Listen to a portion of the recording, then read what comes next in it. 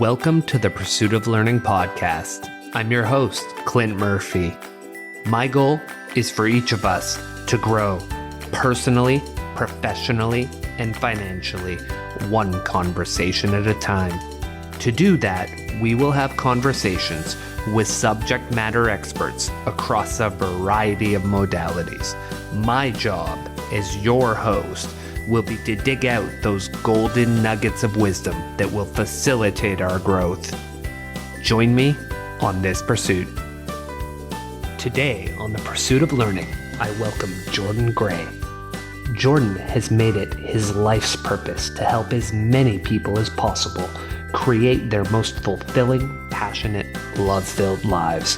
He's done this by writing books, publishing hundreds of articles, coaching, leading in men's groups, and teaching seminars. Jordan's writing has reached more than 80 million people. Today, we talk about sex, life, purpose, suicide, relationships, men's work, shadow work, and so much more. I had an absolute blast talking with Jordan, and think you will too.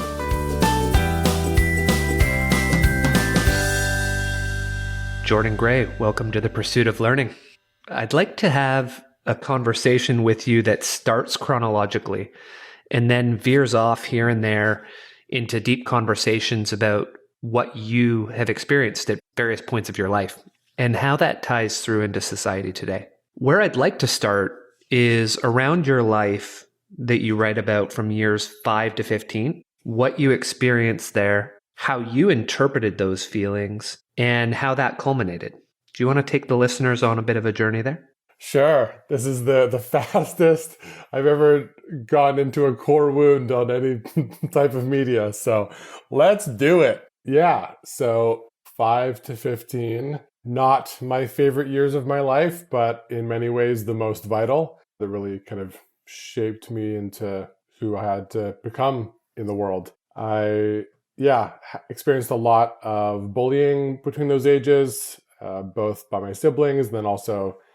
some people that I was in school with. And it basically just felt like a systematic crushing of aspects of my soul. And I think I needed to feel the depth and duration of pain and isolation and separateness and feeling invisible. I needed all those years of pain ultimately for what my life path became, or at least what I forged it into. And when you said what it culminated into, I don't know if you mean that for today or the end of the 5 to 15, but yeah, at 15 years old, I tried to kill myself. I had been some version of depressed I feel like when I was 8 years old, I started to feel what was depression, but I, was a child and didn't have the words to label it, or definitely tools to do much with it. But yeah, there was an intermittent just feeling really down, and like my pain was invisible, and like I didn't matter for a good 7 or so years. And yeah, at 15, I tried to take my life. And, it wasn't just I didn't just like wake up having one bad day. Like I'd been thinking about it for months. I like really wanted to succeed in doing it, and I did not. Clearly, I'm here talking about it. And that was that decade. And that's the culmination that I was getting at. Part of why I wanted to get there so early. And I dove right into core wounds. So later we're going to talk about shadow work. We're going to talk about core wounds because a lot of our listeners may not even know what a core wound is. So we'll dive in there later. Part of the reason I wanted to get to this topic so quickly is with COVID, with isolation. I think it was Connor Beaton on Ben Goreski's podcast, the Evolving Man podcast, said isolation equals amplification. And so there's a lot of people out there who may have depression, may have anxiety, and it may be a fair amount worse. And so one of the big fears that I have is we will see suicide on the rise. We've already started seeing that, and I think it may only get worse. And you write a fair bit about reasons not to kill yourself. You talk about how you overcame it.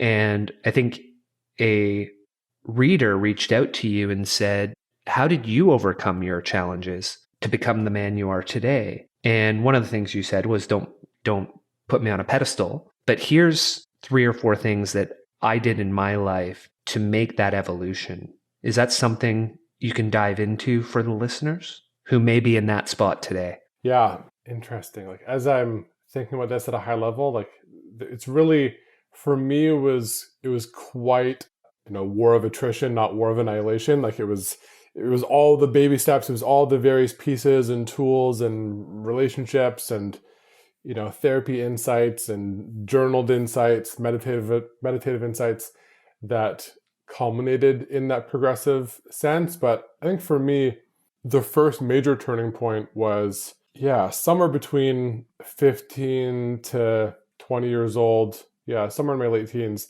I remember a very clear, yeah, just like general turning point where I was like, okay, I can already see my compulsions and addictions wanting to like proliferate and take more hold in my life.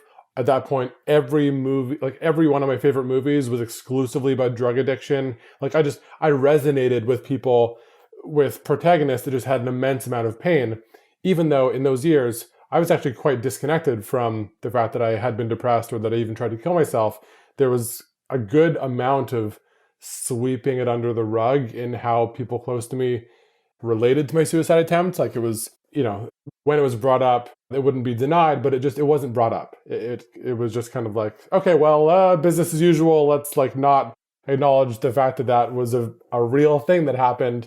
Back to business as usual. I think that was the kind of general coping strategy of certain people close to me.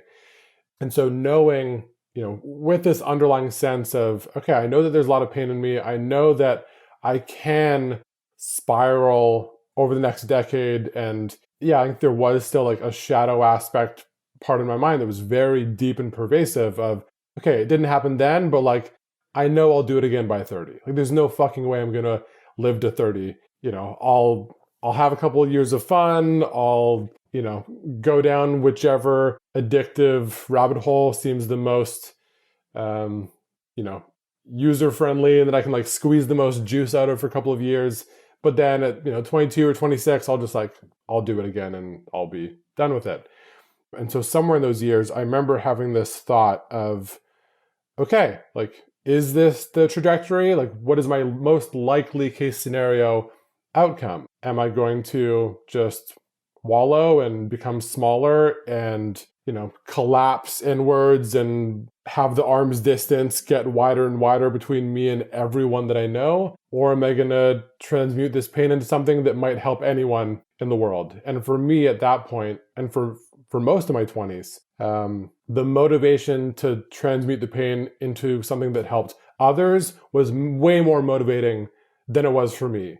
I think there can be some like self-esteem experts or identity focused people who are like, oh, like it's not the healthy ideal, or there's something like inherently codependent about wanting to live for others. But I needed that as a long bridge. Like it mattered way more to me, the pain that my parents would experience if I killed myself, or yeah, it's always been more motivating for me of, okay, I can change this into something. And if that helps, a person, a dozen people, let alone tens of millions of people, like that feels way more worth it. I'm an afterthought. I'm just like the vessel that this stuff can come through.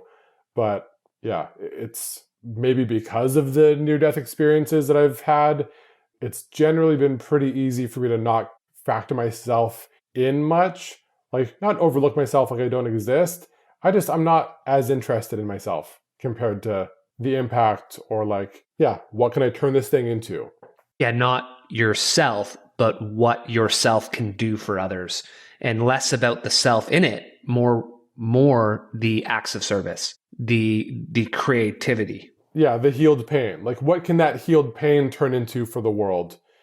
Like just the transmutation of that, like even that concept of, I really love thinking about whenever I have a wave of grief move through me or, some more challenging or societally viewed negative emotion, like I love feeling it as I'm not feeling my pain, I'm feeling the pain. Like I'm chipping away at the collective pain that is available to every human. Some people have easier access to it than others, but like that to me has always been way more intrinsically motivating. That, yeah, it wasn't what can my pain do for people. It's not my pain. It's something that I went through. And like now that healed pain gets turned into healing transformation, healed shame, more aliveness for other people. Like that's it. You go through things, you forge meaning out of it, and you try to do 0.1% better every day forever. And yeah, like I see it as just a total fluke or byproduct of my willingness to dive into this stuff, that I've literally had tens of millions of people read my stuff, which is just ridiculous and baffling. I don't consider myself a writer. I'm not a tech person. And yet somehow over 80 million people have read words that I wrote just because I had the core intention of just being of service. If something that I've gone through can be helpful to a handful of people, cool. That's it. Like that's it. That's the only reward needed, is anyone was helped over and over. I think an interesting one there is you said you don't consider yourself a writer. Based on what I've seen, you're a fairly good writer and you have written a lot of content. So it's hard to not be a writer and write as much and as well as you do. So I know you're not necessarily focused on the self, and I'm not focusing on flattery on that one, but just a lot of times we don't recognize our own inner gold, and as part of that shadow work and core wounding, we tend to recognize it in others, but not in ourselves. For the listeners out there, one of the things I like to say to people is we are all those things. Some people say I'm not a runner or I'm not a writer. Well, if you put a pen on paper, you're a writer. If you put one foot in front of the other, you're a runner. Whether you're skinny, whether you're heavy, whatever you are, we're all whatever we want to be if we're doing it. And sometimes for the listeners, you may not give yourself credit for it unless you feel like you've reached a certain level or you've done a certain something. But just the act of doing it, you are that thing you're doing. Sorry, I digressed pretty heavily there. I realized, and Jordan, I'd never thought about it until you said it right there. I had someone when they were that age, maybe a year or two older, that was very close to me, do the same thing. And we have never talked about it. And, I won't get into the details. That's their story to share someday if they want. But I realize I never talked to them about it. And it's been 25 years. That's interesting to your point about sweeping it under the rug. I don't think anyone in our family ever talked to this person about the challenges they were facing at that time, which is quite interesting. Now, I know we all may have had a similar reaction to what you raised, and it actually made me tear up a little when I read it, was when your family came to see you in the hospital. You were actually surprised to see the redness in their eyes and the pain that they were going through. Can you take our listeners through why that surprised you and how that might have contributed to you holding on longer and saying, maybe I will change the path a little? Definitely. Yeah, for quick context, this was like a day or two after the actual suicide attempt. And when you're that young, you, not always, but you often get put into like a youth, just like a suicide watch ward. So I was in a place overnight for, I believe, 3 nights afterwards, daily talks with the therapist. Like they just want to hold you until you're less of a threat to yourself, I guess.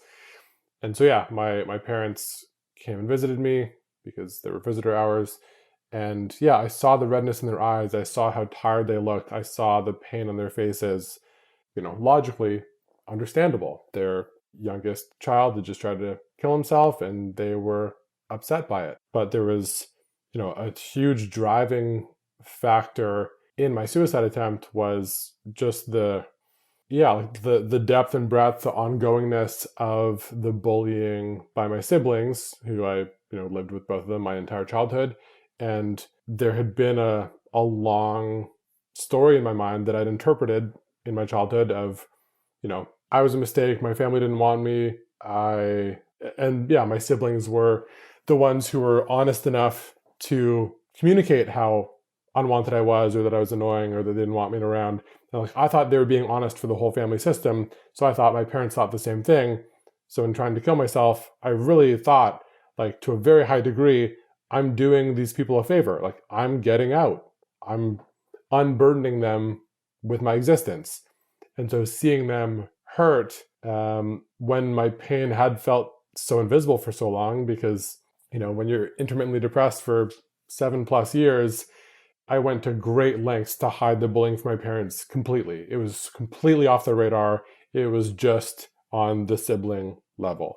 My parents are like just golden rock stars with huge hearts. Like, I really put a ton of energy into hiding it from them at every step of the process. So yeah, like seeing them so hurt about it, I was like, oh, could this belief be faulty? Maybe they want me around. I wasn't a mistake. My siblings aren't just like being the translator on behalf of my family that I'm unwanted. Maybe I'm mistaken. I love that, Jordan. Thank you for sharing. For our listeners, I recommend you read up on this topic on Jordan's website. We'll put it in the show notes, jordangrayconsulting.com. And he has an article that we'll put in the show notes, 4 reasons not to kill yourself.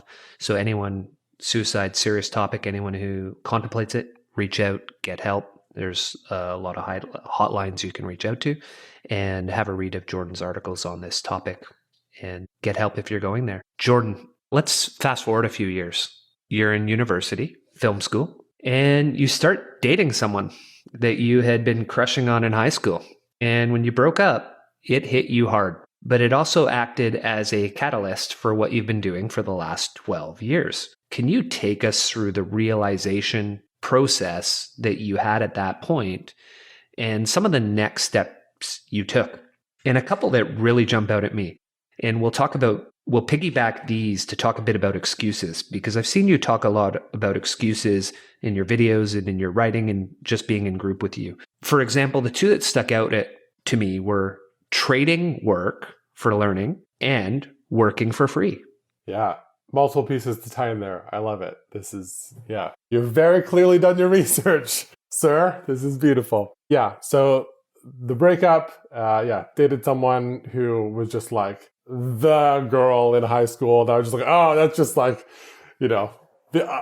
ungettably attractive, way out of my league. I found out a couple years after high school that she had actually had a crush on me and had sent quite clear messages that she was into me.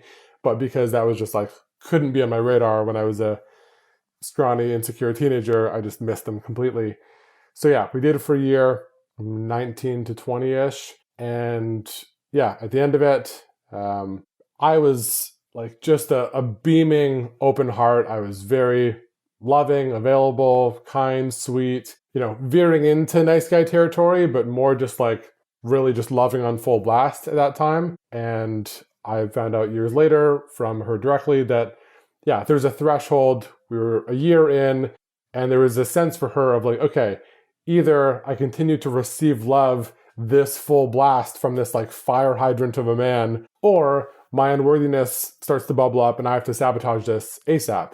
And she chose that. So yeah, she broke up with me in quite a spectacular fashion, really just like verbally tore into me for 40 minutes in the front seat of a car. I can still picture the exact moment.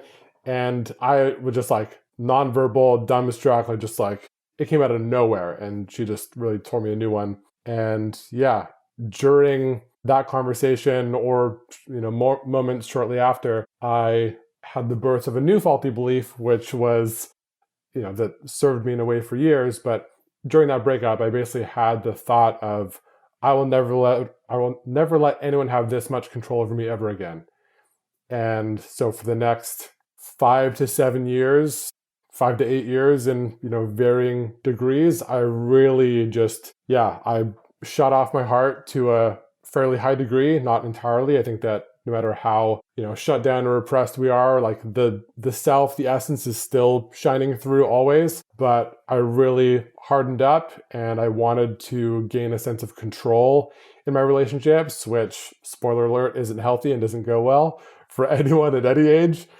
Really started feverishly. I'd already been studying relationships, family dynamics, self-esteem, psychology, texts for about 4 years at that point. But the ferocity of that, autodidact wanting to like voraciously consume hundreds of books just quadrupled during that breakup. And I was like, okay, I'm really going to tear into this. And yeah, a year or two later, became a full-time social skills coach, which was just a rebranding of, you know, it was somewhere between social skills coaching and pickup. It wasn't hardcore pickup.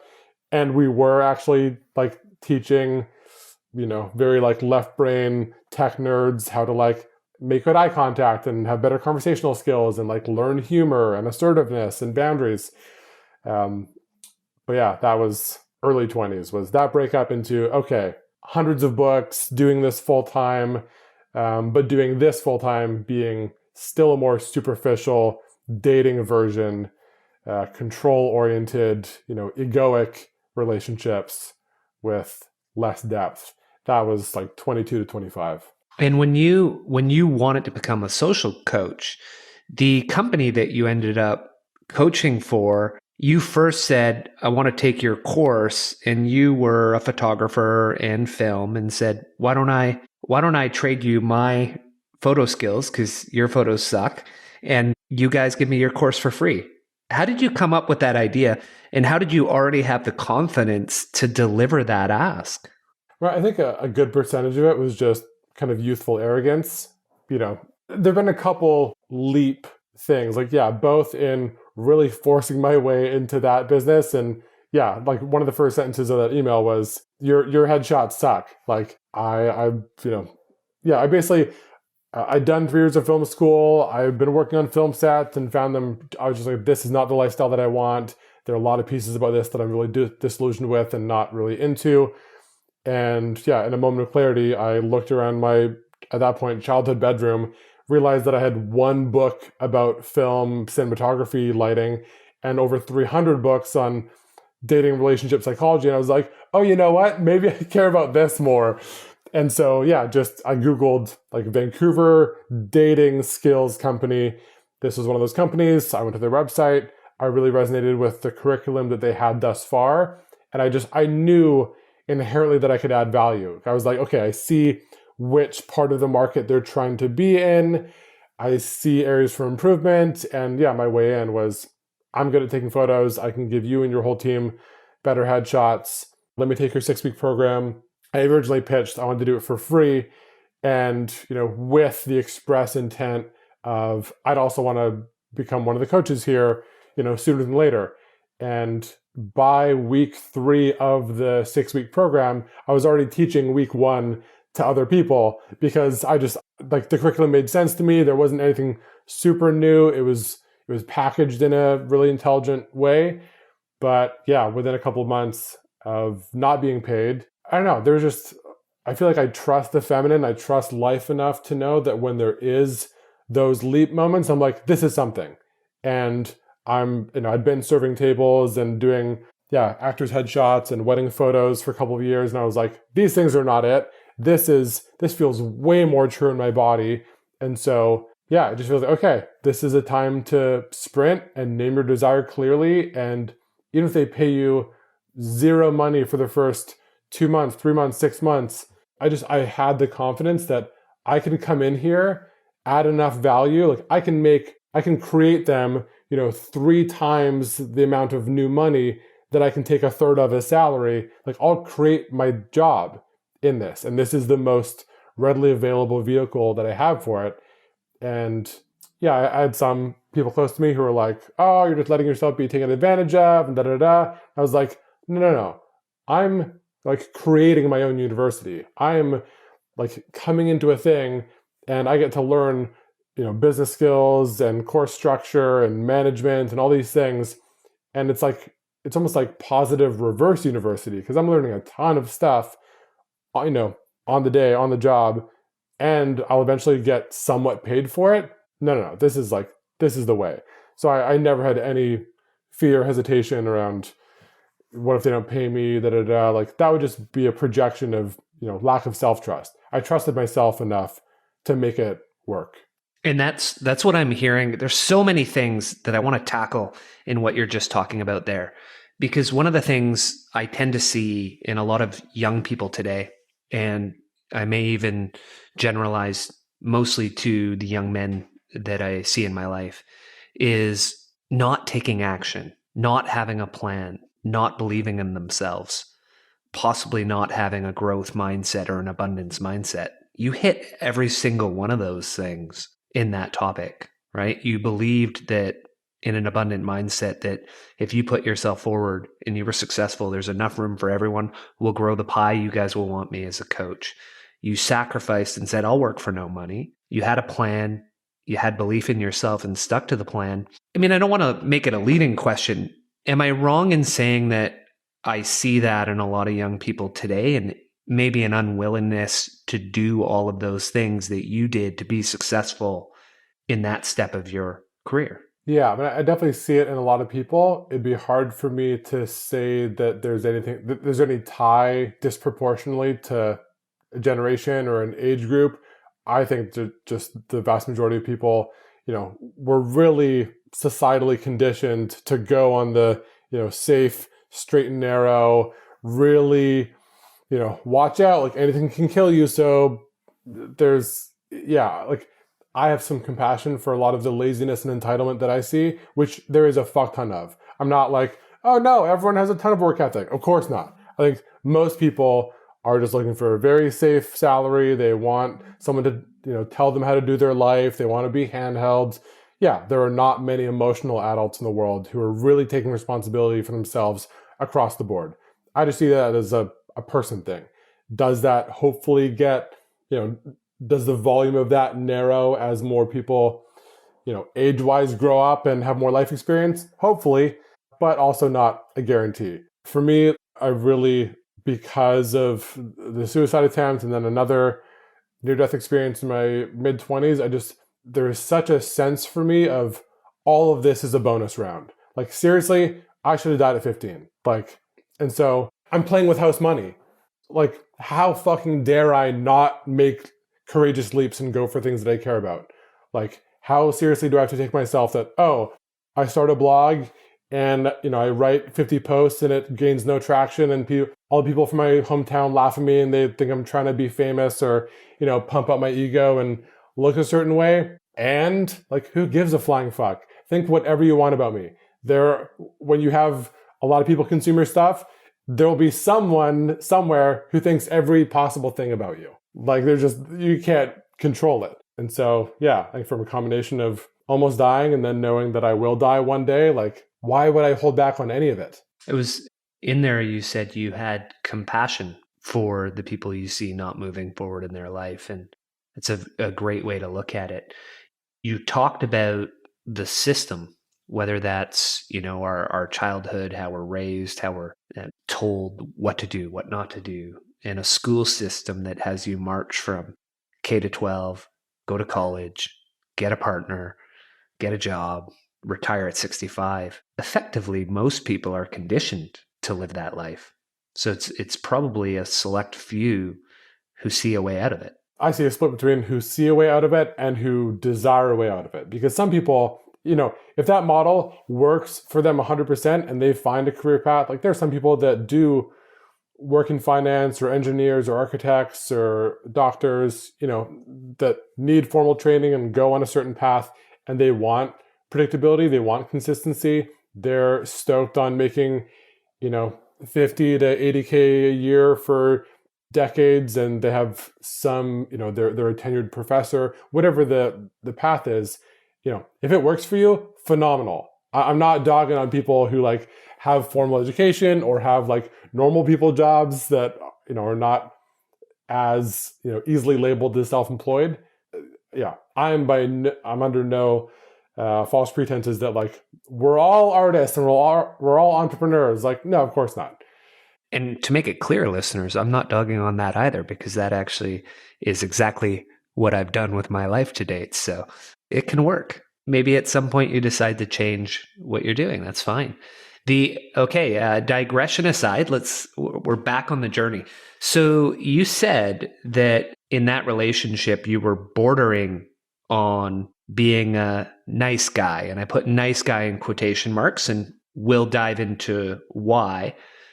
But as you were doing this work, some of the women coaches and possibly men coaches as well that you were working with told you, you don't have an edge to you. You don't have a beast. You're a nice guy.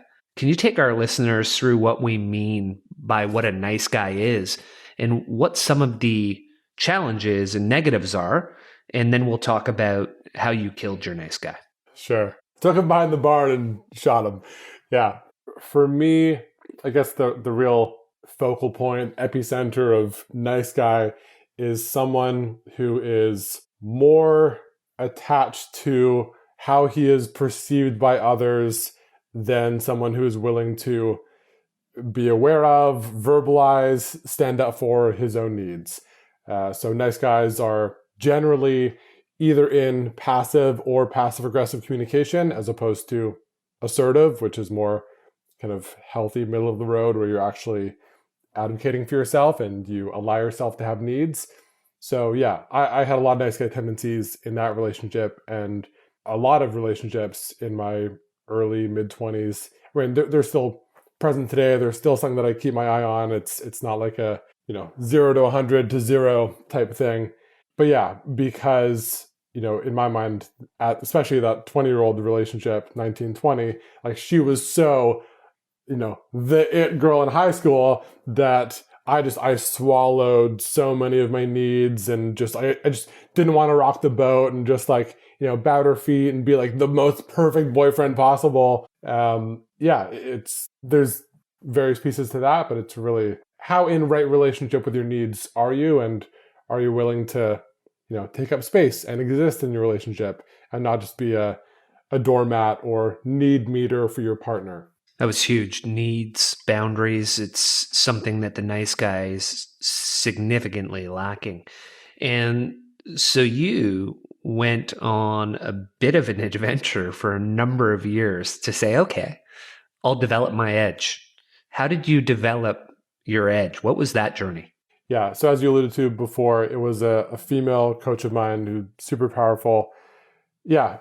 When I was I'd say 20, probably 23-ish.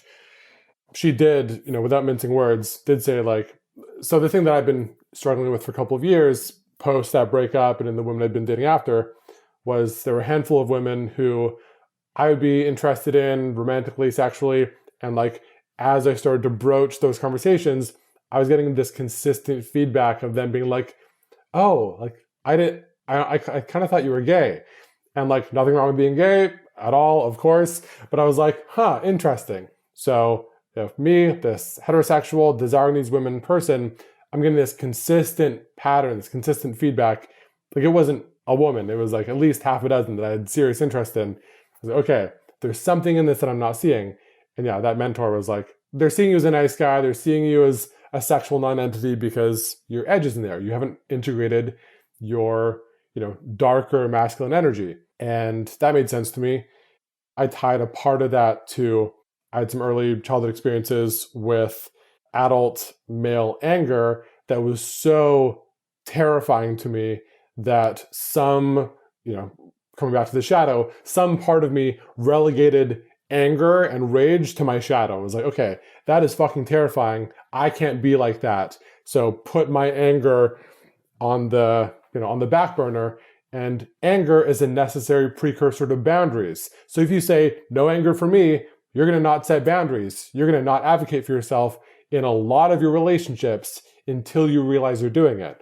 So that was a big tangent. But yes, in wanting to integrate my darkness, my, killing of my nice guy, or the systematic killing of my nice guy, I thought, okay, I'm looking to integrate boundaries and anger and darkness, but also in this sexual realm. So who has, what men can I have access to that have seemed to integrate this specific piece? And that brought me into BDSM, kink dungeons, play parties. I wanted to be around, ideally, as many 40-plus-year-old men who were just deeply comfortable with the full spectrum of their sexuality. And so that's where I went. I sought out new mentors. That was really my, multi-year, mid-20s. One of the major growth edges was just wanting to spend as much time with men like that as possible.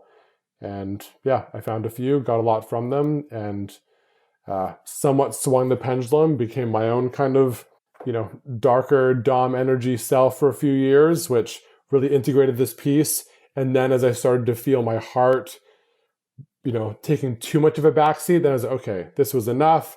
I absolutely have edge. If anything, I'm starting to have too much edge. So now coming back to the middle path of, okay, spine and heart and balls. Like, how can I just be all of these things at once? Heart all the way through, but also boundaries all the way through. And one of the things that really blew me away in the Supercharge Your Sex Life video series was your conversation with Devin. And you two talked about how men could be more attractive to women. But part of that was, how do you develop that, let's call it inner status, improved health? Is that something we can dive in a little to give the listeners a flavor of what they'll be able to pull away through your series? Sure. Yeah, that bonus video is a unique one and is a bit of a tangent, but I think the biggest thing that I would say to that, because like that content was really the epicenter of like the dating coach years, like 11-ish years ago. But yeah, I think the biggest thing that I would say around that, which is a bit of a translation into what I think is really the heart of that program and really how I see, how I'm desiring men to show up in relationships in general, is you can only really, truly, penetrate and ravish and blow your sexual partner's mind to the depth that you've penetrated yourself. And anything that you're doing that is just trying to like be performative or showy or, make them come 10 times in a night and be their best lover ever and fuck like a rock star in ecstasy, it's all a Band-Aid. It's going to be a Band-Aid until you are really, what depths of grief and sadness have you not plumbed in yourself? Like what edge have you not integrated? Is your heart as available as you want your partner to be radiant and open? If you aren't doing these same things to yourself and you're just trying to, codependently inhabit it through another person, it's going to fall flat. And one thing that came up for me when watching that video, and you talked about, because I believe Devin worked with you early on when you were in the... Yeah, he was one of the original founders of that business that I forced my way into. He was one of the people who had a headshot that I was like, hey, you need a new headshot. Yeah, and you were saying, bordering towards pickup, but what really blew me away, and I don't know if anyone said it to you, was when he talked about some of the things that you need to do to have presence in your life: meditation, slowing everything down, being calmer. Those are not just things that make you attractive to a woman. Those make you a leader with men. They make you a leader in the workplace. Every person I see in work that's leading, that's out front, they all embody the behaviors you two talked about throughout that video. So it may make you attractive to the opposite sex, but it's also going to move you forward in your life, personally and professionally. So I really recommend people dive into that material, and we'll put your course in the show notes for people to look at. I wanna make one comment on that. It'll be short. So yeah, on that piece, one of the reasons that people that are rich are so attractive is people think like, oh, because of their access to resources, like they can just like buy me a Lambo and we can go on vacations wherever. Like on the deeper, truer level, one of the reasons that rich people, man or woman, are generally seen as more attractive than someone who is, $500 away from not being able to pay their rent, is because they have free attention. Like this major pillar of their life that caused a lot of people stress and anxiety, it's handled. So they have more bandwidth to really be with you. And so it's not, 20 cars, it's that they can be more present with you. Like they have the free attention to really be there in the conversations. Or if you're having sex, they're very there. They're not like, I have this like unresolved stress and tension. I have to like, I'm not like, my life isn't functional yet. They can really be there in a way that other people can't. And there's a word that's jumping in my head as you say that, and it's presence. And it's not because of the money. It's simply a presence. And you look at that presence and say, oh, I want to spend time with that person. I want to listen to them. I want them to coach me because they embody something that I don't necessarily see day in, day out. There's something special there. Okay, totally aligned on that. And Jordan, you talked earlier about always craving that next addiction, whatever it would be. And so at this stage of your life, you're diving into the BDSM scene, you're diving into other areas to improve your sexuality, and you realize, I think I may have developed a bit of a sex addiction. Is that accurate? Definitely. Yeah. There was a real hedonic escalator factor in it that, from this was like the proliferation of the ego. This was the heady, fear-based control piece of me just claiming more ground and, gathering up more of my brain matter in this direction. What started as, the 21, 22, okay, voraciously reading, becoming a dating coach. When I was doing the dating coaching thing, and about, a third of my job was really teaching like cold approach, pickup, daytime on the street. So like we'd walk around downtown Vancouver, and like we'd walk around like this same kind of 6 or 7 block radius, especially during the summer when way more people are out, and just going up to strangers and getting their phone number and asking them on dates. And once that became, too systemized and too easy, whether it was in a, nightclub or daytime pickup, it became progressively not a challenge. And so I was always looking for like, okay, what's the next challenge? What's the next layer of control that I can get? And so, then going into BDSM and kink, at that point, when there was such a felt embodied sense of getting new sexual partners is just too easy. I was in like open poly relationships during those years. All the partners that I was sleeping with knew that I was seeing other people. They were free to see other people as well. But then I also started getting into seeing sex workers more, because that felt like an even bigger layer of control of, okay, I'm, having voluntary consensual sex with my polyamorous partners who, were generally women that I date for like 3 to 12 months, and they'd just be like overlapping with each other. So I was seeing a couple people at a time. But for some reason, it felt like another layer of control or another layer of emotional safety of, okay, if I'm now paying someone to be sexual with me, then I'm that much more guaranteed that she won't say something mean and cutting and emotionally eviscerating like the woman did when she broke up with me when I was 20.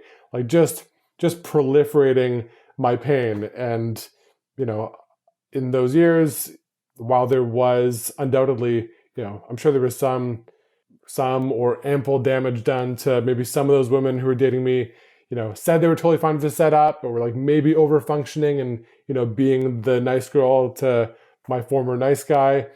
It was just, there was an escalation, and it just became a numbers game for a while, and it was just really soulless and empty and unsatisfying.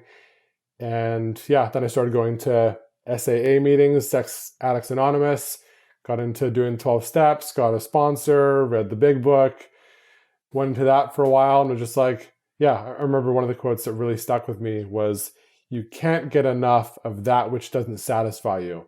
Like this sense of like, you can't gorge on, nutrient vacant bullshit food. You can't sleep with 300 women and be like, okay, like 305, like that's going to be the one where I feel like, oh, now I feel safe and I can relax into this. No, it's just, it's empty. It's a, escalator to nothing. More and more meaningless sex is not going to address the need that you're trying to satisfy through it. Yeah, it's not only a law of diminishing returns, it's a law of negative returns. That's another thing in the 12-step life is, I think this is more in AA, but there's this concept of like, first drinking was fun, then it was fun with problems, then it was just problems. That's right. And it was completely true. Like I had that exact 3-part thing with the various sexual partners and sex workers. Like there was absolutely an exhilarating ego high. Whoa, this is like crazy. And, I'm like people that I see in movies, and it's wild. And then it started to, be really like empty and frustrating, and still like some spikes of dopamine. And then it was just, oh, I'm using this to isolate and be in pain, and I'm drowning. And so we've gone through all of this that we've discussed, and you're still only 24. And At this point, I'd be, yeah. yeah, Wow. and Yeah. this is when you make a big pivot. And I love the audacity of this one. You actually decided you're leaving the country. You get rid of all your possessions and you decide you're going to go to Thailand. Some questions around that. What prompted the decision? How long did you expect you were going to be gone for? And did you set any goals for yourself before you left? Yes. So what prompted the decision is I met a guy who we became fast friends. Like, it's one of those people who I met him, and in the first 3 minutes of us talking, it was just like, oh, there's a lot of energy here. We can very clearly just become like new best friends. And yeah, in spending less than, I think we'd seen each other on 3 separate days. And on the third day, we literally shook hands and we're like, let's go travel the world. There's so much energy here. I barely know you. I just met you. And we have such an easeful, amazing time together. I'm pivoting in my life in a big way. I left this company.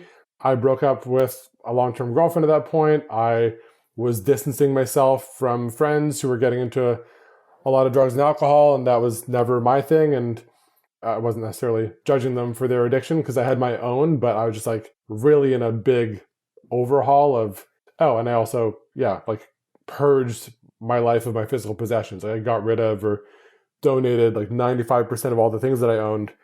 At this point, my parents were quite worried about me because they were like, oh, is he gearing up to do that thing he did a decade ago? I was not. I was just like, I'm just offloading a ton of noise and dead weight that doesn't feel true anymore. So yeah, we flew off to Southeast Asia. The plan, like what I told my friends and family, what I kind of braced people for was, I thought I might be going for at least 11 months. We left early February, and I was like, I might be home for Christmas. I'm not sure. But the very explicit goal that I told everyone, because again, social accountability works well for me, and I am, at that point especially, was shame driven enough that there's no way I was going to tell people I'm not coming back to Canada until I'm self-supporting from my new business venture unless I was. I wouldn't. Again, that stubborn throwing my hat over the wall part of my mind, I was like, I know I will make this work. It could be really painful, we'll see, but yeah, it was the same as forcing my way into that company when I was 22. I was just like, this is the way now. I'm going to Southeast Asia. I'm going there first and foremost because it's way cheaper to live there, even as a tourist, than it is to live in Vancouver. That was really the main point of logic. That's such a great point. I don't remember at that point if I was still at my parents' place. I could have been, but I don't know if I was. I may or may not have been, but whatever my rent was, it was, close to $1,000 a month Canadian. And then if I was going to be doing, phone and Wi-Fi and food and all this stuff, I was like, okay, I can live for half, if not a third of monthly expenses by just going to Thailand for as long as the visitor visa allows you to, and then going to Bali. And, Bali was not as much of a tourist hotspot back then, 8.5 years ago, as it is today. It's really come way up in people, especially digital entrepreneurs, knowing about it and moving there. But yeah, that was the goal, was replace my income as quickly as possible. So I'm traveling and living off of, like, I'm in the black. What my income is, I'm not dipping into my savings at all. And with that pillow, with that cushion, hopefully getting to, $2K, $3K a month in recurring revenue through products or maybe coaching revenue through my business, I'll be able to move back to Vancouver and still be in the black living there. So that was the goal. And I did that in the first 2 months. And so what were some of the biggest highlights for you, both personally and professionally, on that trip? And I think you ended up staying for 2 years? No, I stayed for 4.5 months. Oh, okay. Yeah. So yeah, the plan was, I think even in saying to my parents and friends, like, I'm going to be gone until at least December, I think that was just a piece of my individuation at that point of just like, okay, expect that you won't see me for at least a year because I just want to feel very energetically untied to my hometown, to Canada. I'm very gone. Don't expect me back anytime soon. It was just like, I'm really severing ties and gonna go do a thing. Like, it's time for me to really build my life in a way that I haven't before. Because even though I was kind of an entrepreneur at the business that I, pushed my way into at 22, it still wasn't my thing. And so, yeah, at 25, it was really like, I'm putting down my roots for the first time ever, and I want to give this a really, fair start. So yeah, I wrote, published, and marketed 3 books in my first 60 days of being there, which again, like just blasting out that word count at that point was the easiest thing in the world for me because I'd been voraciously consuming books for, a decade-ish at that point. And so I had a lot of stuff swimming around in my mind and I'd never written anything. So those just poured out of me. I put them on Amazon. Those got over $1,200, $1,500, $1,800 a month in recurring revenue quite quickly. Again, without a platform. This isn't, people go like, oh yeah, but like you were a writer and you like have this like world famous blog. Like if I had 30 people on my website in a day, it like made me cry tears of joy. I had no traffic. I had no assets. Like I had, I don't know, maybe $3,000 in my bank account when I left Canada. The company, I learned a ton, just a ton. Like, but my revenue was largely what I learned. They paid me fuck all. It was like the years that I was there, it was not a livable wage for being in Vancouver. But even right there, what you said again is an outlet for excuses. Oh, well, you did that because you had this world famous blog, because you're a writer. Yet at the start of the conversation, you said, I don't see myself as a writer. So you didn't identify as a writer. You didn't have a world famous blog. And in 60 days, you published 3 books that went on to be Amazon bestsellers. Yeah. And dozens of articles. And I was posting organic content on my Facebook and Twitter and every platform that I had every day. Even if I was just like spamming friends and family and loose acquaintances, like I used every single resource that I had available to me. And I just like hit it hard. I was like, I will just provide like a ridiculous amount of value in every facet, every corner of the internet that I have access to. And I'll just do that on repeat.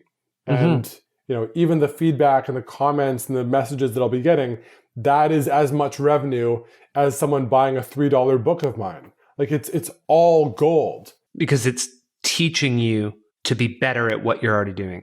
Every comment someone gives you is a lesson for the next article or the next course that you offer. What's landing? What's resonating? What do they want more of? Exactly. Like it's my job to be a conduit, a channel, to be of service. Like if you're standing on a stage in front of 100 people and doing live Q&A, like you're listening to what questions are coming at you. And even as you're speaking, you're watching people's faces. What's landing? What isn't as clear? How can I make this, more applicable or actionable? Like it's every single moment is layers of a dialogue. It's not just like, hello people, here's me with a megaphone and like, enjoy my content, the end.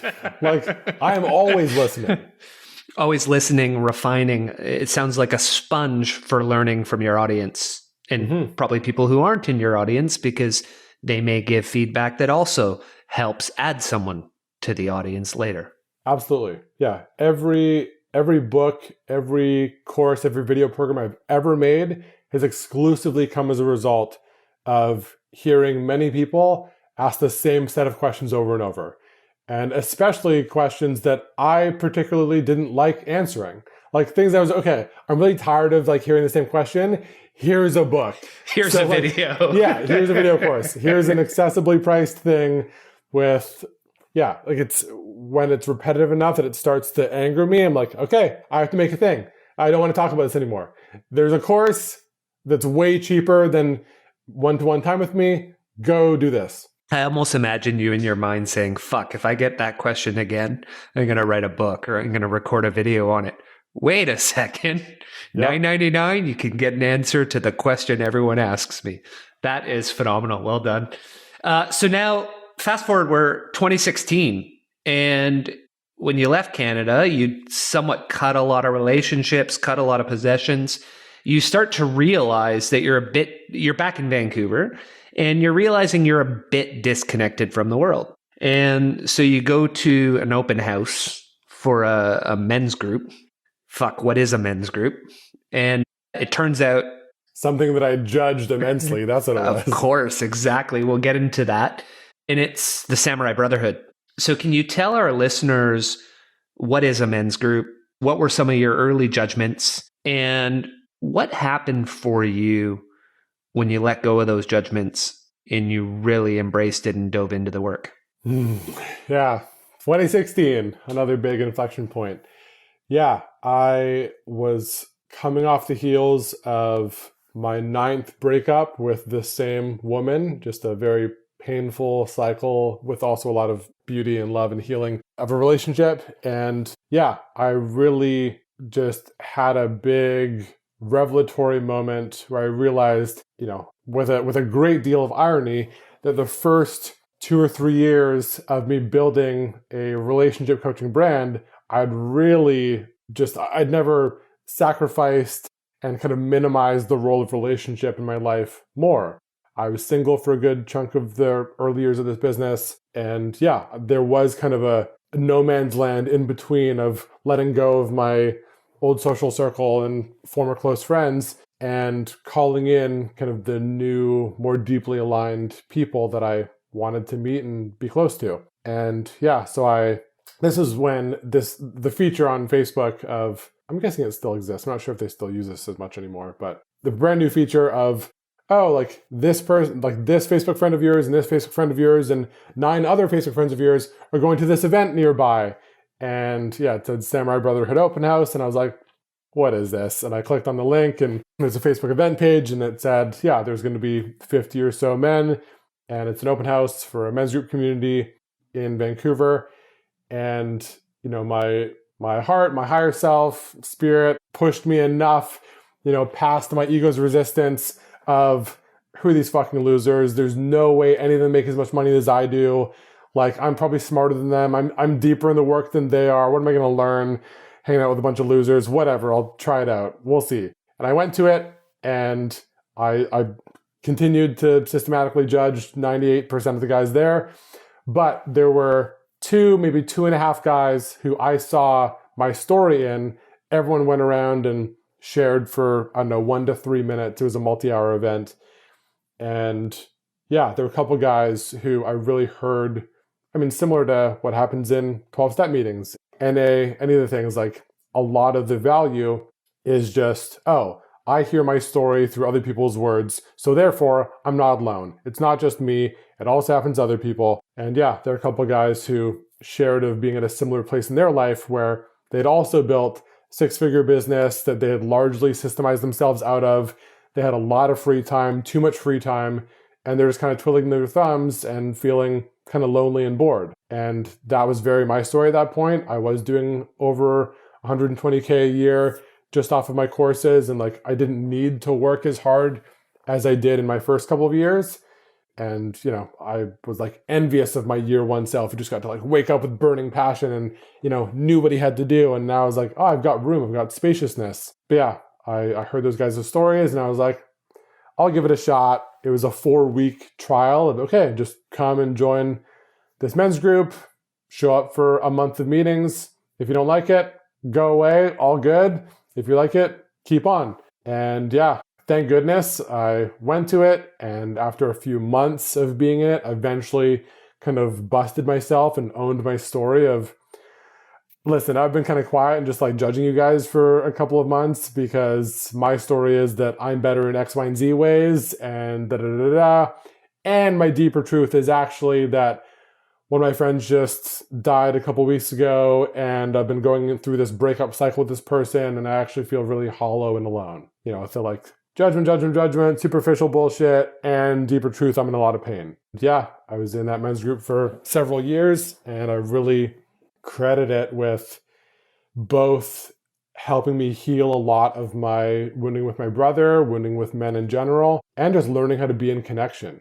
Like it was just a long form container to learn how to just be in connection, be in relationship with the same people, week in, week out for years on end. And there was a lot of healthy and necessary ego dissolution in just being a guy in a room full of guys talking about the truth of their lives. And for those who aren't listening, for those who are listening that don't know what a men's group is, because some people may say, well, why don't you have a co-ed group? Why a men's group? That just sounds like a bunch of guys getting together and being misogynist and toxically masculine. What is a men's group?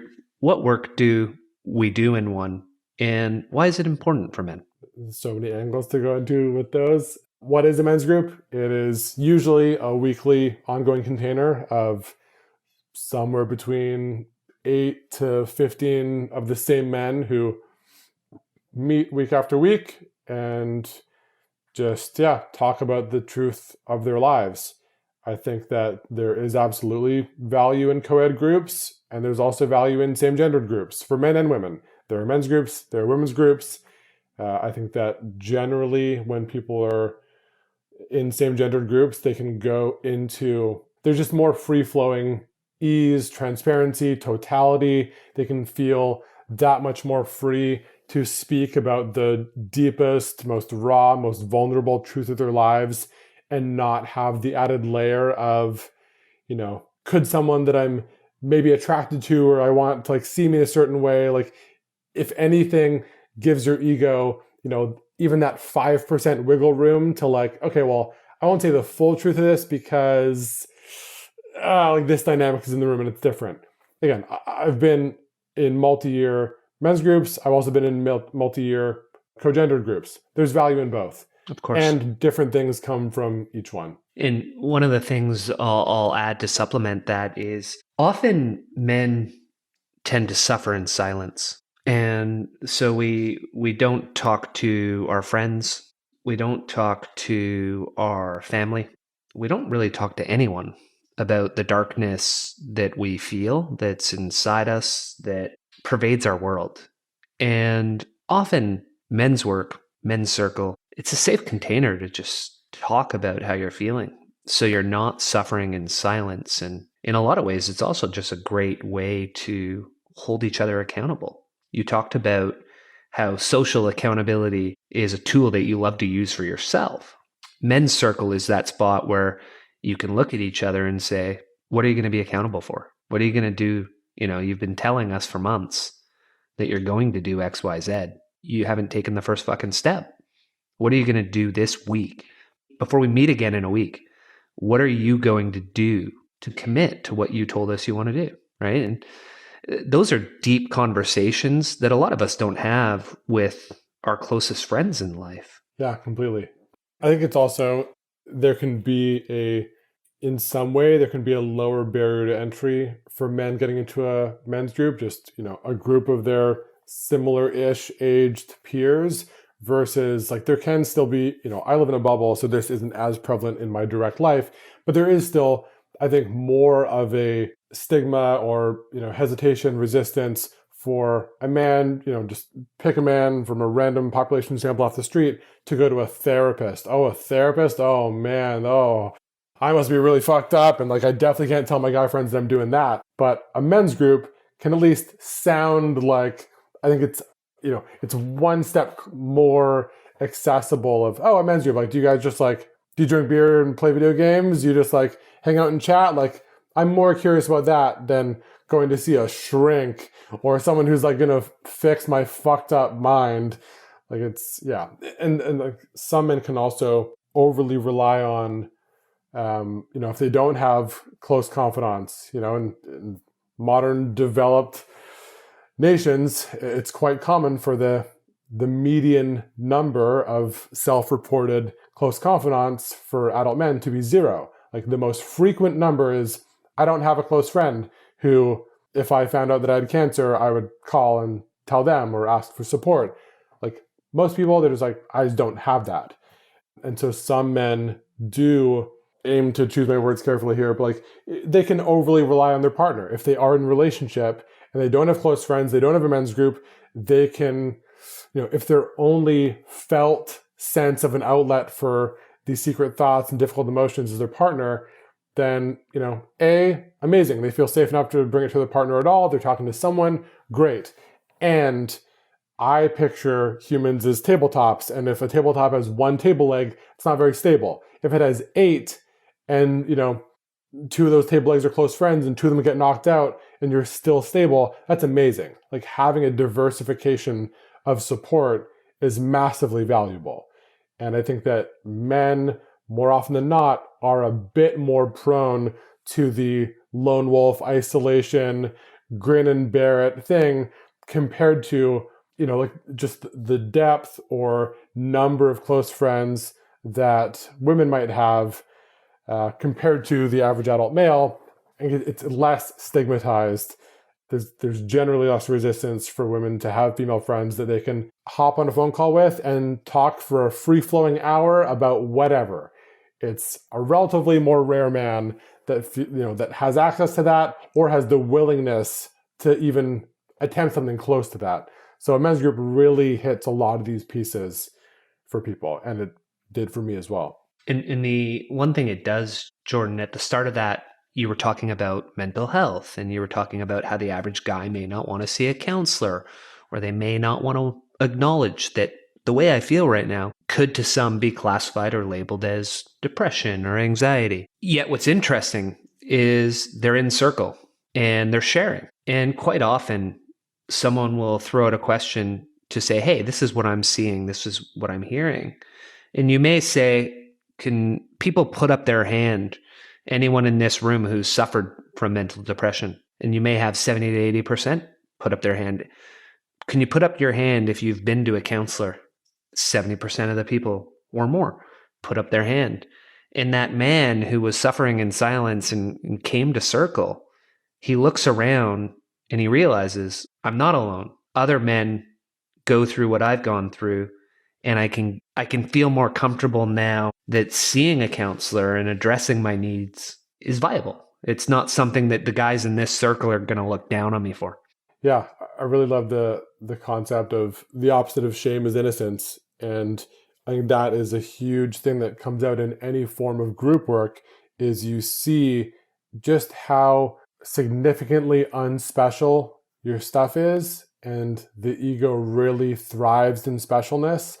Like it's a more controversial hot take, but true, that a lot of anxiety and depression is just an overabundance, an overgrowth of ego, of rumination, of spiraling into me and my stuff and focusing on my pain. And when someone tries to like burst my bubble of self-loathing, I push them away so I can just like hold on to me being in my stuff.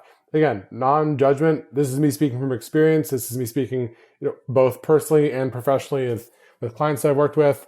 Yeah, there's the ego really just wants to be left alone, to wallow, to just like collapse in and self-protect. Like I've been in a men's group circle where, even darker shadow content where there was that moment of like, okay, everyone raise your hand. If you ever had suicidal thoughts, same thing. Every hand or close to it out of 16 men, like at some point in their life, yeah, I've totally thought about it. And so the one person who's like, I've really been struggling in the last 3 months with a lot of isolation and barely seeing people. And, I've even had thoughts like this, and they say it with such trepidation. It's like, listen, the more personal, the more universal. If you have this thought and then your ego attacks that thought and is like, oh, like no one else is having an experience like this. This is just me. Like that is a surefire sign that you're tapping into the collective. You're tapping into something that millions, if not billions of people have been like, no, totally. I've been there. Of course. Yeah, it's so easy to think that we're unique and we're different when so many people on this earth have gone through every single thing that we're going through. That's a beautiful way to look at it. So in your years in the work with men, what are some of the most common challenges you see men facing? In any specific realm or just across the board? Just across the board. 2 or 3 things that really jump out at you that you see day in, day out, consistent, or week in, week out, consistently. I mean, there's a lot of self-selection bias in it because, I tend to attract the kind of clients that are just, either very similar to me or similar to a former version of myself, or just a 20% more neurotic version of me today. Like, so, the things that I've written from my personal experience, those articles, those books call in people. So this isn't to say that this is like an objective sample of the entire world, but the sample of my readership. I mean, the most common things that I tend to get is a lot of sexual anxiety, so premature ejaculation, performance anxiety, erectile dysfunction, and largely from younger men. So younger to me, under 40, not just teenagers, but yes, erectile dysfunction and certain things can be increasingly common over 50, over 60 on the physiological level. But yeah, just generally a lot of overthinking that manifests itself in some sexual hangups of, it was hard for me to get an erection one time 6 years ago, and that girlfriend was really mean about it. And ever since, I'm afraid that that's going to happen again. And so I have these things that have piled on top of it, and now I'm drowning in it and don't know what to do with it. So sex stuff is one very common one. Another one I would say is, like path, purpose, meaning stuff. So maybe I'm several years into medical school. I'm doing it because my parents wanted me to. I'm getting increasingly depressed and I'm quite unhappy with my path. And I know exactly what I want to do, but I just don't see a path of how I can, switch lanes, do this thing. And am I even allowed to optimize for joy and meaning, or should I just, sit down, shut up, and do the work that will give me status and the love and approval of my parents? And the third one, I'd say, there's a good amount of either some iteration of should I stay or should I go? I've been dating this person for a while. I'm on a new precipice of commitment. I'm thinking about proposing, or I'm thinking about whatever, this next, asking her to move in with me. I'm having some anxiety come up around it. Is this guidance anxiety? Is this, there are several red flags that I'm overlooking. I'm kind of nice guying it my way through. This thing is actually get with men and women. This one isn't as gendered as the last two. But yeah, it's does this sound like a safe, healthy relationship that I'm good to double down on? Or do you hear anything that's oh, wow, watch out for that. Maybe this isn't, a fundamentally values-aligned partner for you. All right. You've chosen our next three topics. I love it. So let's dive into sex. One of the things that jumped out at me in the video series, and I'll throw it at you and you'll probably have a fair amount to say on this. It seemed like the content in the main series was geared towards men, with a lot of the topics that you just raised, whether it's erectile dysfunction, stronger penis, go down the list. And it started to paint a picture for me of how men tend to think about sex and what makes a good lover. And then you had bonus content where you had interviews with a half dozen women. And my takeaway was everything that the guy thinks he needs to be doing. And I'm going to use a key word because it came up for every woman: to perform, to hit his stats, to hit his numbers. When you ask them what good sex was or what made a good lover, it was totally different than what I think most men think about. Can we unpack if I'm off base on that, or dive into it together? No, that's 100% on.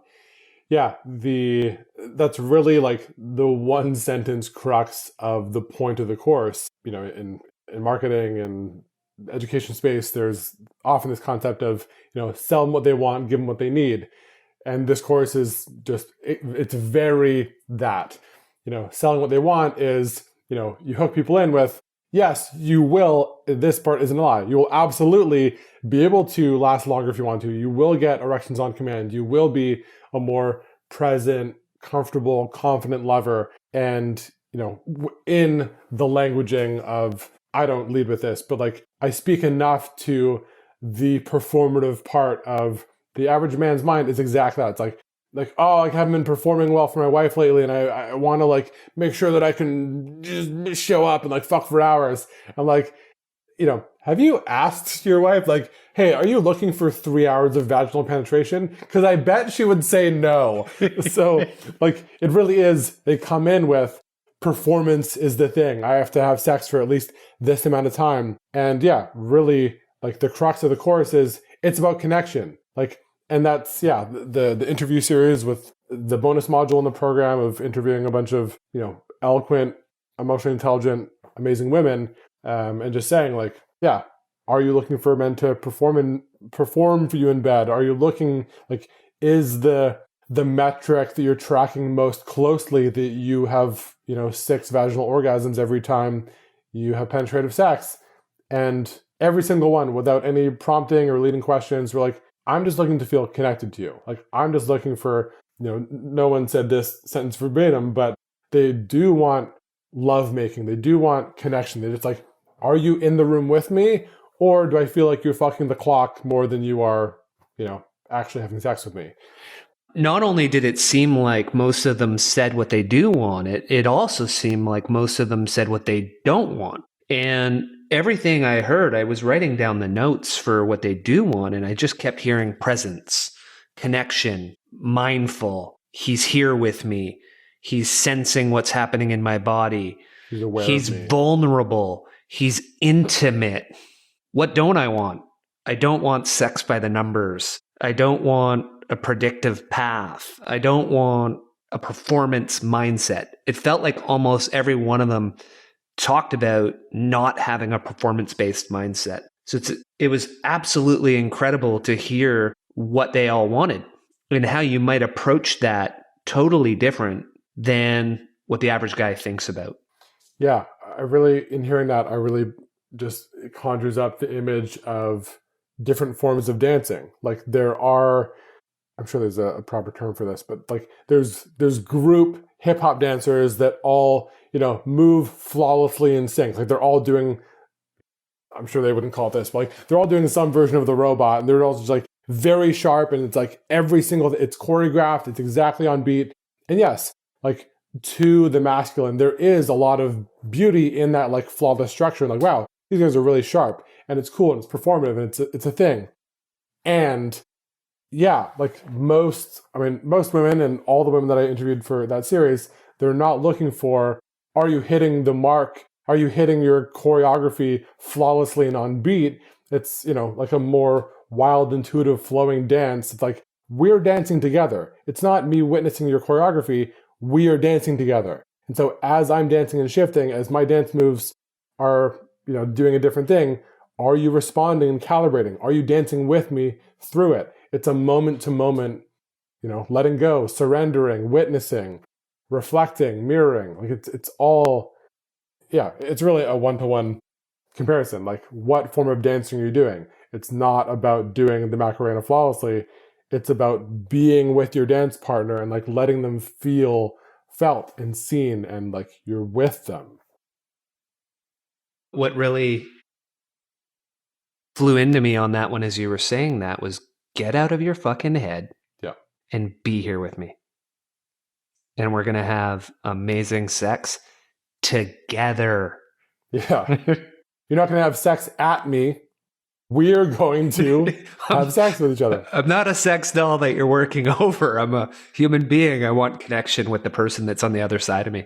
And that is why every exercise in the program is exclusively centered around relieving tension from your body, so you can go from just a head, just like a brain walking through the world, to someone who is embodied, someone who can feel their physiology, someone who's connected below the neck. That's really it. Like, all the things are resensitizing. Mm-hmm. Every exercise, how do you alleviate tension? How do you get more in touch with a full spectrum of your body, a full spectrum of your sexual arousal arc?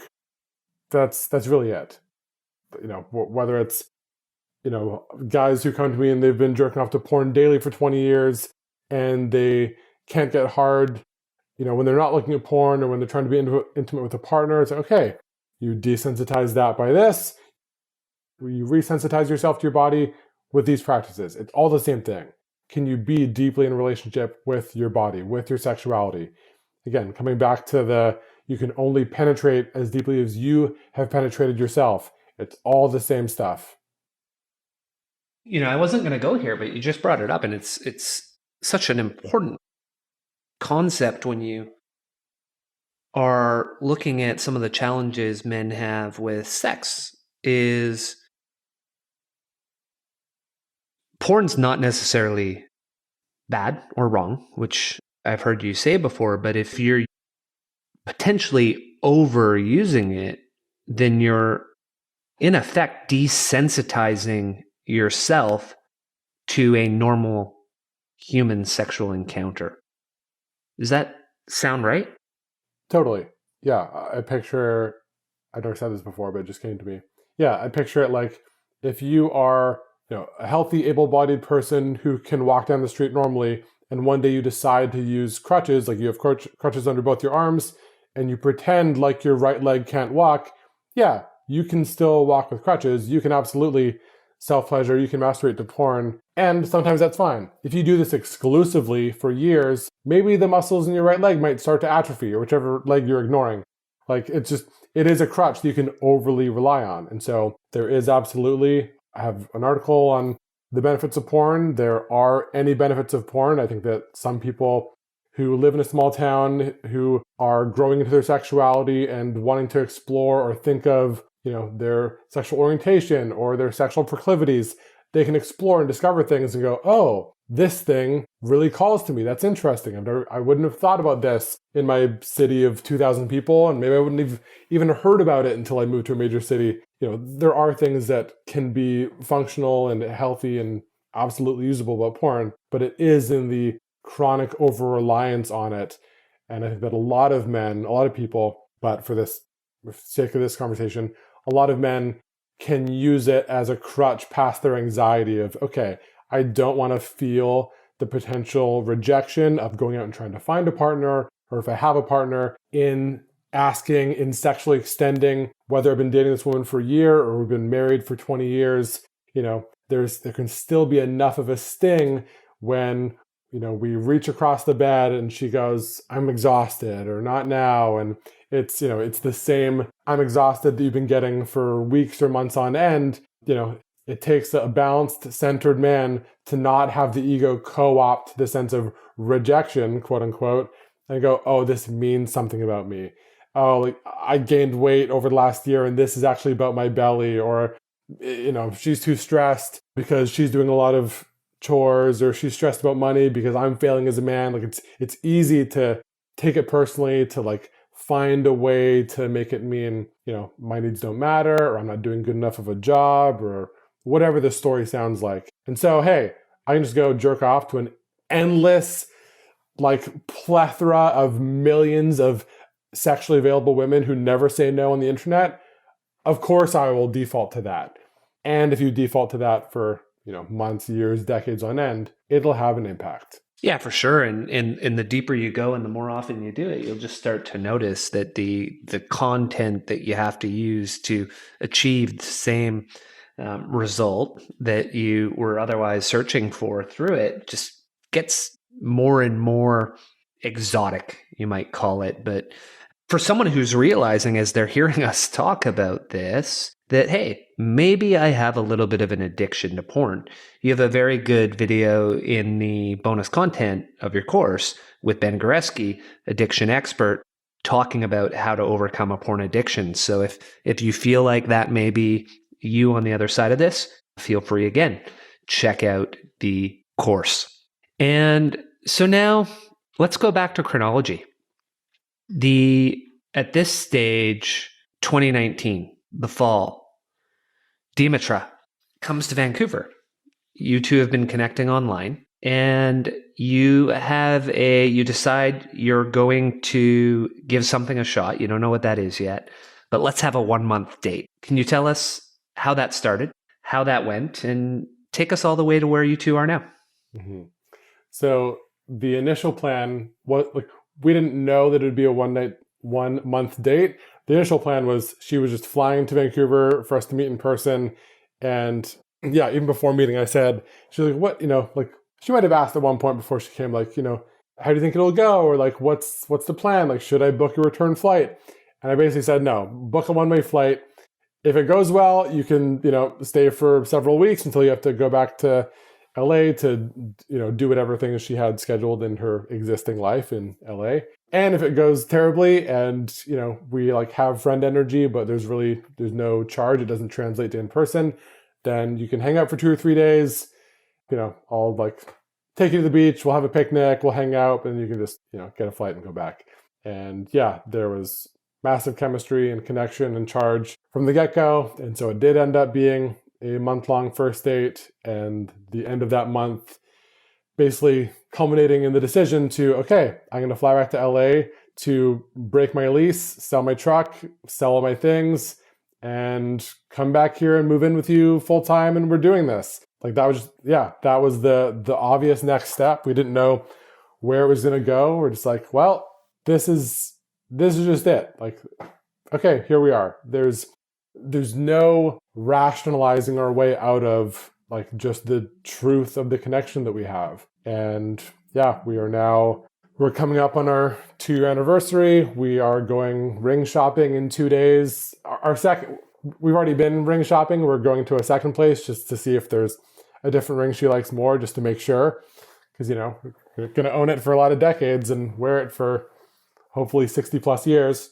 So we're making sure it's the right one. And it has been the most healing, transformative, nourishing relationship of my life. She's applied for permanent residency. She's from America. We live in Canada. We're in Canada right now, and we're doing it. We're going full blast. I can say endless things about her, but it's going great. Yeah, and we'll dive into a bit of that. So 2 of the other areas that you said people talk to you about, one of them was path, purpose, and meaning. And Jordan, over the last, I'd say 7 months, you've been doing a fair amount of what I'd call white space sessions for yourself, where you seem to be diving deep into what's my next step on my path? What's my renewed, because you seem to every certain number of years like to have a pivot, like to say, okay, well, I've obviously had some learning over this last 5 years. So the man I'm going to be over the next 5 years isn't the same guy. And you seem to have come to some realizations through the winter. What are some of the next steps for Jordan Gray? So far, you've been public about the change in your writing style and what you're going to write about and the topics you want to talk about. And you also, the third thing you said people reach out to you for is relationships. Should I stay? Should I go? And together, you're putting on a course called Nourish, which was a word you just used when you were talking about your own relationship. And so those are the 2 things that I've seen, but also seen you geographically take a different direction. So it seems like there's a lot going on, and I don't think you've been public about all of it, but I have a feeling that you've been doing a lot of deep work on what you want to be doing with this next stage. Yeah, I feel like I've named most, if not all, the pieces in some place. I think one of the earlier threads that really came through over the last 6 months is actually this, really ties into the, earlier on this call when we were talking about how every book, every course I've made has been in response to, the 200th person asking the same question. Okay, there's a lot of energy here. People are asking for this. I can make that. And while, being of service and meeting people where they're at and leading with compassion is important, there's also, one concept that I've heard from Tim Ferriss, blogger, podcaster, biohacker extraordinaire, life guinea pig, is, I remember hearing him say this thing of his blog, he relates to as one for me, one for them, one for me, one for them. And how there has to be some balance of, you speaking from your naturally emergent essence and also responding to market need. And I feel like I'd begun to overstay my welcome in not just creating products and courses for what people are asking for and doing deep dives. Okay, the market wants this. Okay, here's this. But that kind of overly stayed its welcome and started to bleed into my writing. And I found myself writing, for a couple of years, really predominantly leaning towards answering reader questions and deep diving into things that I knew would be complements to existing programs or things people were asking about all the time.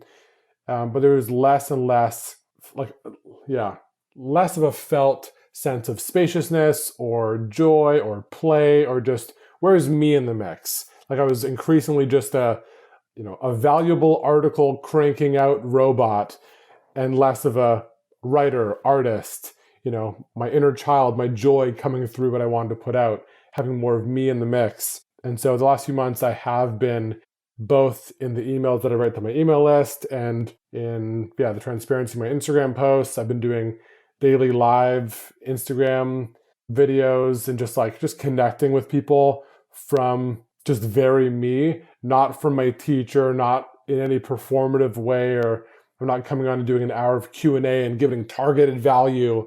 I'm just letting myself be a person a bit more, a lot more. And that has been really nourishing, really, just great for me. And also, surprisingly, unsurprisingly, has also been really feeding the people that also have always resonated with that essence in me that has come out in little, fits and spurts and intermittent chunks. So a lot more me in the mix. And Demetra and I are also looking at buying a place a couple hours away from Vancouver and just having an out of the major city, stripped down, simple, creative life of service. Like, to me, an ideal day is waking up, doing an hour or two of writing or creative work, doing an hour or two of coaching, interviews, like relational one-to-one or group stuff.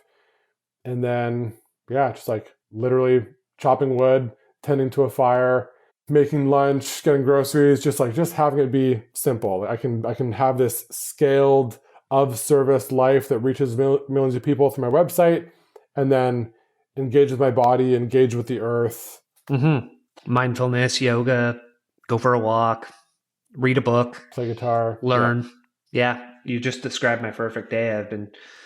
I've been working on building out the plan for the future, and you just hit a lot of the notes on it. My wife is not quite on side with leaving the city, so I'm going to have to work on that piece of the plan. That's a decade away when the kids are out of the nest, but I love what you just said. For listeners who may not listen to Tim Ferriss that much, you described something as you were talking about how you're approaching that, and it really resonated with his methodology. I think recently I was listening to him with Adam Grant, and they were talking about when you start a project, how do you define success for that project? And one of the things, I forget who it was taught Tim this, but they said the easiest way to make sure you're happy regardless of the outcome is if the project you're doing is for yourself, then you're already successful just for doing the project. So even if only one person buys the course that comes out of the deep work that you're doing for yourself, you're successful because you did the course that you wanted to do and you learned what you wanted to learn in creating it. So I thought that was just an absolutely beautiful way to approach life.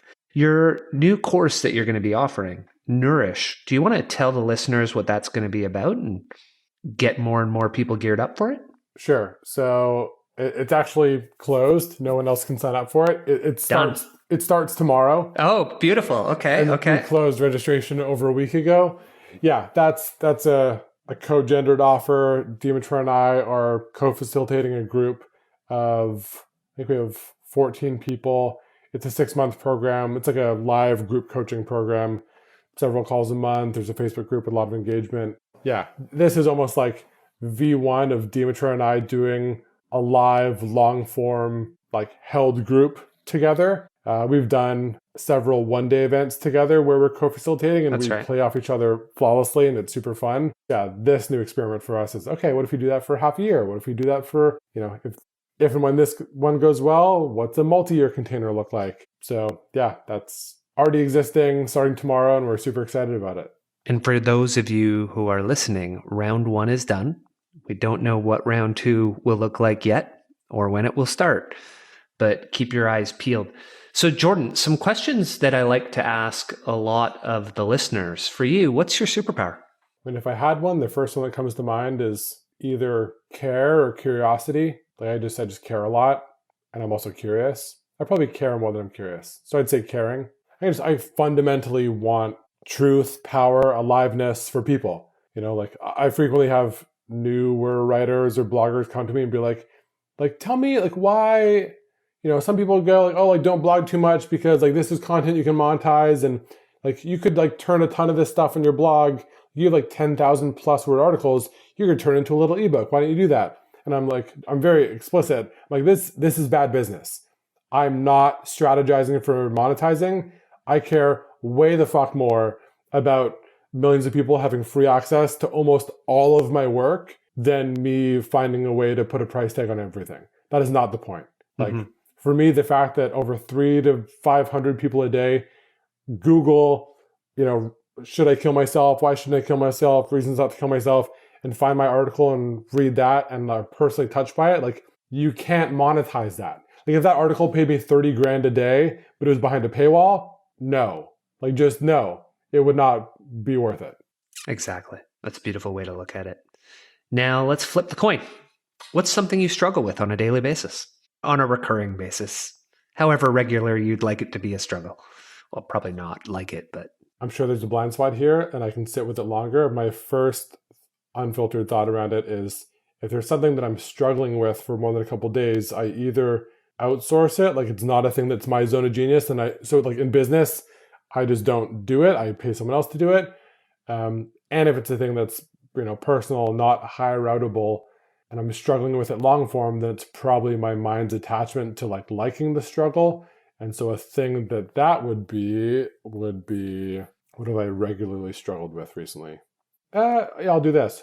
So over the last year, so we're recording this April 2021, we have had a full year of like on and off lockdowns and, COVID isolation stuff. And I'd say between that and also being in a relationship that I want to be in for the rest of my life, it is easy for me. I'm very a hard-leaning introvert. I'm an INFJ, counselor archetype, not unsurprising. It's easy for me to hermit. And so I hesitated on using this because it's just like a pocket that I like sitting in. I don't resist it much. I'm quite good not reaching out to friends or seeing friends super often or extending socially. I really can just like hang out at home and create for a long time without it bothering me. Like, I don't have, I have some extroverted friends, Ben, or a mutual friend, who and Dimitra, my partner, to a similar but maybe lesser extent, like they really get hungry for I need to hang out with people. I need to talk to friends. I don't have that as much. And so I can hide behind that and underextend to certain friends, or I can hermit more than my ideal life would want me to. So maybe the struggle is that it doesn't register as much of a struggle, and I can do it more. That's a good way of looking at it. And you triggered something for me. Triggered might not be the right word because too many people use that to imply you triggered me, but it's something that jumped out. You mentioned it may be something that I'm struggling with, but I realize that I enjoy the struggle. When we've been on a call with some other men in the past, when some of the guys have expressed something like that, you've suggested a great book that I read last year that I enjoyed, which we'll put in the show notes, was Existential Kink. So that's a book that allows you to explore your shadow and realize why you may actually keep committing the same behaviors over and over that you say you don't like.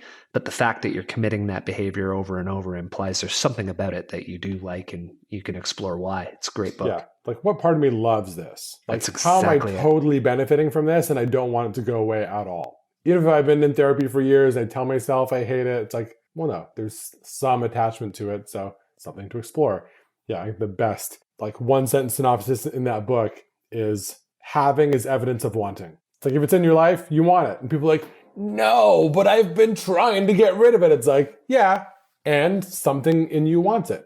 That's right. That's right. Jordan, how can our listeners find you? My website is the main hub, jordangrayconsulting.com. I think everything branches off of there. I've got books on Amazon. I've got an Instagram account that I do some stuff on. But yeah, the website is the main thing, with 500 plus articles and video courses galore, and a tiny sliver of one-on-one coaching. But yeah, that's the place. And is there anything that we haven't covered that you want to get across to the listeners before you go? It isn't super tied to anything we talked about, but this theme feels alive for me today and lately.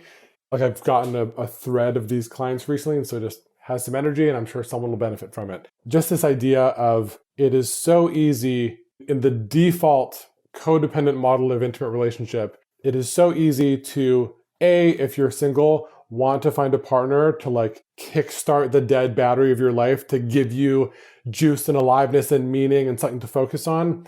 And on the other side of the spectrum, it is also easy to be in a long-term relationship with someone who you loved or once loved and project your life dissatisfaction onto them because, oh, maybe this relationship is draining me or bad, when the question should really be, am I showing up for my own life? Like, where is the fire in my belly? Am I showing up for my aliveness? Am I cultivating the juice and passion and excitement and enthusiasm in my own career, hobbies, friendships, movement practices, like in my own life that is outside my relationship? Am I tending to that fire to then bring the overflow to my relationship? Or am I just going, my life feels kind of dull, and so this relationship is kind of dull, and maybe we should get a divorce? There's a lot of threads of personal responsibility and psychological laziness that I think go totally unexamined, because the vast majority of relationship advice is deeply codependent and flawed. This is not me throwing every other relationship coach under the bus at all. There are some phenomenal providers. Many of them are close friends of mine, people that your listeners and your friends would, know and be aware of. But yeah, just really, when going across the BuzzFeeds and Cosmos of the world, just watch out for the default narrative of, hey girl, you're blameless and perfect and it's all their shit. It's like, watch out for that. If you get to be completely let off the hook by a 10-point listicle that you find on a website, take it with a boulder of salt and go, is this about really waking up and transforming? Or is this just getting clicks and is it ranking high because it makes people feel good? One of the guests that I talked to recently, Trevor Boehm, who you may have just heard on Ben's podcast, he had a very good line that a therapist told him that he put in his book, Today I Rise, was for a breakup or for a relationship in that situation, you're 50% responsible, but you have to take 100% responsibility of your 50%. And so none of us are blameless. The other thing that really resonates, and I've heard it from some of the guys, and it gets said often in our work with men's groups, is if you're bored, you're boring. And for those who aren't listening, what Jordan is saying, if I'm unhappy with my relationship with my wife, then in reality, I'm unhappy with the lack of effort and the lack of heart and the lack of connection that I'm putting into that relationship. If I put my full self in, odds are she's going to pull into that energy and we'll be connected together. But I'm, again, just like the sex, I'm stuck in my fucking head. I'm not in the relationship. So get out of your head, get into the bed, get into the relationship, be present. Jordan, this was an absolutely blast of a conversation. Thanks for joining me today. I really enjoyed talking to you. My pleasure. Yeah, this is super fun. Thank you for joining us on The Pursuit of Learning. Make sure to hit the subscribe button and head over to our website, thepursuitoflearning.com, where you will find our show notes, transcripts, and more. If you like what you see, sign up for our mailing list. Until next time, your host in learning, Clint Murphy.